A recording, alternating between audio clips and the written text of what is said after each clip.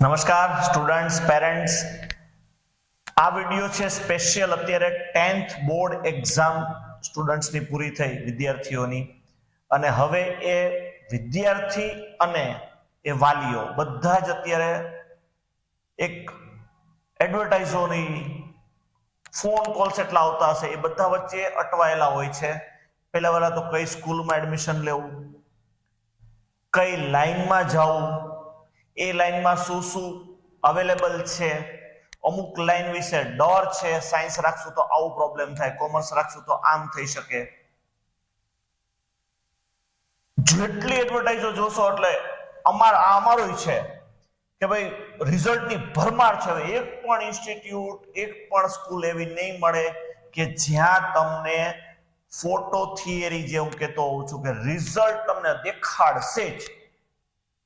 હું બધી જ જગ્યાએ એક જ કહું છું, સૌથી પહેલા સૌથી મહત્વનો પ્રશ્ન તમારો હોવો જોઈએ કે આ કેટલા વિદ્યાર્થીઓમાંથી આ રિઝલ્ટ છે પહેલા તો, અને રિઝલ્ટ આ જેટલા વિદ્યાર્થીઓમાંથી કે છે સંપૂર્ણ સાચું છે કે નહીં. પ્રશ્નો આવા ઘણા છે.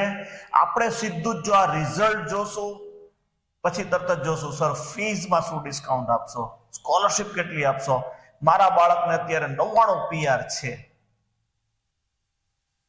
તો ત્યાં આપણે એવા ક્વેશ્ચન નહીં કરવા પડે કે બાળકને 99 PR છે પણ તમે એને ટેન્શન વગર એને જે કઈ લાઈન લેવી છે એમાં કેવી રીતે એજ્યુકેશન આપશો. પ્રશ્ન આ હોવો જોઈએ કે આ હોવો જોઈએ. અત્યારે આપણે એમ સમજીને ચાલીએ, હું થોડોક કદાચ મે બી તમને સમજાવવામાં મારી સ્પીડ લાગતી હશે, પણ આ એક એક પ્રશ્નો વિચારવાના છે. આપણને કદાચ 10, 20, 25 હજાર ડિસ્કાઉન્ટ મળી ગયું, સ્કોલરશિપ મળી ગઈ, એનાથી એની લાઈફ બની ગઈ, એનાથી એનું રિઝલ્ટ આવી ગયું. આ બધાના રિઝલ્ટ છે 622 માં 656 માર્ક આવેલા છે એમ્સમાં, પણ આ સ્ટુડન્ટ 2021 નું હતું, આ સ્ટુડન્ટ 2022 માં એક્ઝામ આપી ને 23 માં પણ એક્ઝામ આપી. આ સ્ટુડન્ટે 4 વર્ષ એક્ઝામ આપેલી છે. ઝાઈબા ઉકા લાઈવ તમને અમારા યુટ્યુબમાં વિડીયો મળશે. અમે તમને લિંક પણ આ સાથે નીચે લખીને ખાલી મોકલી આપીએ છીએ. તમે આ બંનેના ઇન્ટરવ્યુ પણ જોજો, એનાથી તમારા બાળકને રિઝલ્ટ આવી જશે. અમારી પાસે સિસ્ટમ છે, ફેકલ્ટીઓ છે, એનાથી આપણા બાળકનું રિઝલ્ટ આવી જવાનું છે. કે આપણી પાસે અલગ અલગ પ્રશ્નો છે. આ બધા સ્ટુડન્ટ એવા રિઝલ્ટો લઈને આવ્યા, પણ એના રિઝલ્ટ સાથે આપણા રિઝલ્ટને કોઈ કનેક્ટિવિટી છે? આપણે જોવું પડશે કે નહીં જોવું પડે? આપણી પાસે કોર્સ પણ છે, ડિપ્લોમા કરી શકાય 10th પછી, પણ આર્ટ્સ કરાય, કોમર્સ કરાય, કાં તો કે આર્ટ્સ બહુ સહેલું છે, કોમર્સમાં થોડું મેથેમેટિક્સ આવશે. આપણે ક્યારે વિચાર કર્યો કે આપણે જે ઇન્ડિયાની સૌથી ઊંચી પોસ્ટ આપણે ગણીએ, જેમાં આપણે એક તમને સૌથી સામેથી રિસ્પેક્ટ પણ મળે, આપણે એને માન સન્માન એટલું આપીએ કે જેને આપણે કલેક્ટર કે અધિકારીઓ કહેતા હોય છે, ક્લાસ 1 ના, એમાં સૌથી ઉપર આવે છે IAS અધિકારીઓ, એની નીચે આવે IPS, પોલીસ સુપરિન્ટેન્ડન્ટ. ઇન્ડિયાના 46% IAS અધિકારીઓ ગ્રેજ્યુએશન આર્ટ્સ માંથી થયેલા છે. મતલબ એ લોકોએ જ્યારે આર્ટ્સ લીધું છે ને ત્યારે જ ગોલ નક્કી કરેલો છે એક ટોપ લેવલનો કે મારે કંઈક સિવિલ સર્વિસીસમાં કરવું છે, એમાં જ મારે મારી કેરિયર બનાવવી છે, એમાં જ મારે મારી લાઈફ બનાવવી છે. આપણી પાસે શું છે? આર્ટ્સ લઈ લેવાય, શાંતિથી ગ્રેજ્યુએશન ડિગ્રી આવી જાય. કોમર્સ જાઓ, ચાર્ટર્ડ એકાઉન્ટન્ટ, વર્લ્ડની બેસ્ટ 10 એક્ઝામ્સ તમે સર્ચ કરશો જે હાર્ડ અને સારા લેવલે હોય, એમાં આપણી JEE મેઇન અને UPSC ની એક્ઝામો આવે છે. એવી જ રીતે ચાર્ટર્ડ એકાઉન્ટન્ટની એક્ઝામ પણ એ જ લેવલે એમાં લિસ્ટમાં છે. મતલબ આ બધાને આપણે જે એંગલથી જોઈએ છે, આપણી લાઈફના એંગલથી જો જોઈએ તો આની જે ટોપ લેવલની જે પોસ્ટો છે એ બહુ જ સારી અને મહેનત માગી લેવી હોય છે. સાયન્સ આપણે તરત જ એ ગ્રુપ એન્જિનિયરિંગ જ થવાય, એન્જિનિયર જ થઈ જવાય. વર્લ્ડની આ કંપનીના CEO ઇન્ડિયાના છે. અત્યારે તો 45-50 કંપનીઓ, પેલા તો એક્સ ઉપર પણ જે ટ્વિટર હતું એના ઉપર પણ પરાગ કરીને આપણા બહુ સારા સીઈઓ હતા. ગૂગલ લઈ લ્યો, પેપ્સિકો લઈ લ્યો, આ બધાના સીઈઓમાં ઇન્ડિયન ઓરિજિન અને આ સ્ટ્રીમમાંથી મતલબ આ લાઈનમાંથી આવેલા આઈઆઈટીયન્સ અને એવી રેપ્યુટેડ ઇન્સ્ટિટ્યૂટોમાંથી આવેલા એન્જિનિયર્સ જ ત્યાં પહોંચ્યા છે.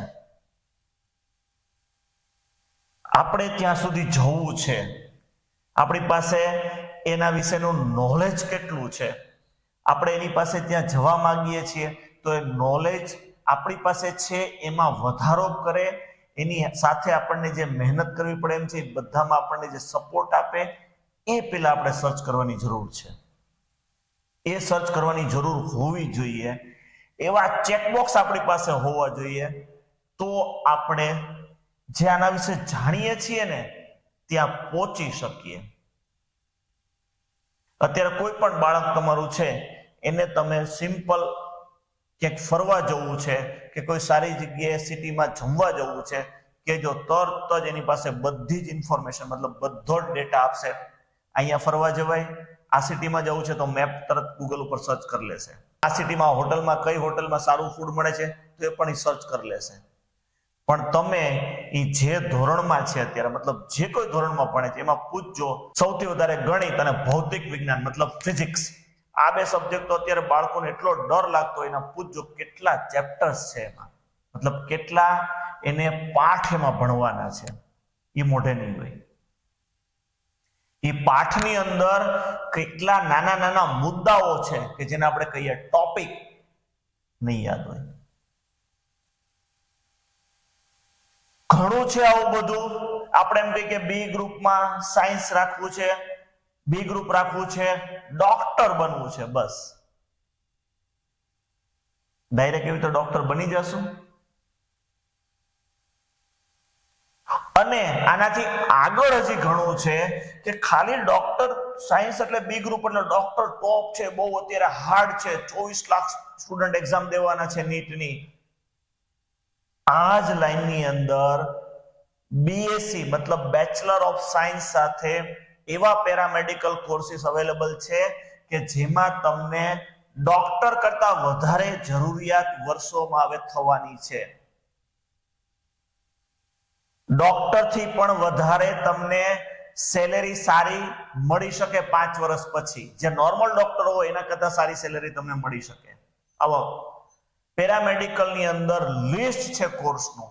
લેબોરેટરી આસિસ્ટન્સ, રિસર્ચ એન્ડ ડેવલપમેન્ટમાં ઇવન તમે આપણું જે આ બધી સંસ્થાઓ છે ઈસરો, પછી આપણી સ્પેસ સાથે સંકળાયેલી સંસ્થાઓ બાકીની, આપણી આર્મી સાથે કે એના પણ જે રિસર્ચ ચાલે છે બધા એમાં પણ એટલા જ સાયન્સના વિદ્યાર્થીઓની જરૂર હોય છે, એ અને બી બંને ગ્રુપના. અને એમાં તમે જે કલ્પના ન કરી શકો એટલી ઓપોર્ચ્યુનિટીઓ છે, એટલી મતલબ તકો છે. એના વિશે આપણે કંઈ એક્સપ્લોર જ નથી કરતા, મતલબ કંઈ જાણતા જ નથી હોતા એટલું. એમ્સ ની અંદર નર્સિંગ સાથેના જે કોર્સિસ છે, આપણે એમ્સ એટલે એમબીબીએસ જ જોઈએ, ત્યાં માસ્ટર કરવું છે, પણ એ નર્સિંગ સાથેના કોર્સિસો પણ તમારી લાઈફ સારામાં સારી બનાવી શકે એમ છે. ડોક્ટર મળી જાય ધી બેસ્ટ, પણ ઓપ્શન બી પણ રેડી રાખવો જોઈએ કે નહીં? શું આપણે એમબીબીએસ માં નથી મળી શકે એમ એડમિશન, એની એક્ઝામ બહુ ટફ છે એટલે સાયન્સ નહીં રાખીએ, આવો નિર્ણય લેવાય? એન્જિનિયરિંગમાં આઈઆઈટી મતલબ જેડબલ મેઇન ક્રેક કરવું બહુ ટફ છે એટલે આમાં જવાય જ નહીં, એવો નિર્ણય લઈ લેવાય? બધાની અંદર ખાલી આપણે ટોપ જોયા રાખશું તો ટેન્શન વધશે જ, પણ એની અંદર અઢળક લાઈનો રહેલી છે કે જે તમારી લાઈફને બેસ્ટ બનાવી શકે. એ એજ્યુકેશન છે ખરેખર. આપણે એજ્યુકેશનને માર્ક્સ રેન્ક સાથે જોડી દીધેલું છે. તમે આ બધાનું નોલેજ મેળવતા જાઓ તો સારામાં સારી લાઈફ તમે જીવી શકો ને, એવા બધાની અંદર તકો રહેલી છે. બસ આવું કંઈ પણ તમારે જોવું હોય, જાણવું હોય, સમજવું હોય કે ભાઈ હું ડોક્ટર ના બની શકું તો હું શું આગળ બીજું કરી શકું, આ જ લાઈનનો તમે અભ્યાસ કર્યો છે 11-12માં. હું એન્જિનિયર ના બની શકું તો મારી પાસે બીજી એવી કઈ કઈ લાઈનો રહેલી છે, કઈ કઈ જગ્યાઓ રહેલી છે કે જ્યાં હું મારું આ જ એજ્યુકેશન થી સારામાં સારી લાઈફ જીવી શકો. કોમર્સ લીધું આપણે તો આપણે સીએ નથી બની શક્યા, કંપની સેક્રેટરી બનીએ. કંપની સેક્રેટરી પણ નથી બની શક્યા તો એવા એકાઉન્ટન્ટ બનીએ કે જે આજના સમયમાં લોકોને જરૂરિયાત હોય એવા. બધી જ લાઈનોની અંદર ઘણી જ તકો રહેલી છે, મતલબ વિપુલ તકો છે આજના સમય પ્રમાણેની. આ બધા માટે તમારે કોઈ પણ વિશેષ માહિતીઓ જોતી હોય, તમે અમારી ટીમ 4 વીક તૈયાર છે રાજકોટ અને જુનાગઢ માટે. ગમે ત્યારે તમે અમને પર્સનલી કોન્ટેક્ટ કરી શકો. હોસ્ટેલ સાથે તમારે કંઈક તૈયારી કરવી છે તો એના પણ અમારી પાસે તમને અલગ અલગ ઓપ્શન્સ છે. હોસ્ટેલ વગર તમારે ઘરે રહીને પ્રિપેરેશન કરવું છે ઓનલાઈન થી તો એના શું ફાયદા અને ગેરફાયદા છે આ બધું જ અમે તમને ટ્રાન્સપરન્સીથી આપશું. મતલબ તમને એમાં તમારા સાઈડથી એને બધું જ વિચારી સમજી અને નિર્ણય કરવાની સંપૂર્ણ અમે તમને એક રાહ દેખાડશું. અમારા તરફથી ક્યારેય પ્રેશરાઇઝ એજ્યુકેશન કે તમને વારે વારે કોલ કરીને કોઈ પણ પ્રકારના ડિસ્ટર્બ કરવામાં નહીં આવે. તમારો નિર્ણય એને જ અમે સર્વોપરી માની અને અમે આગળ તમને અપડેટ કરતા રહેશું.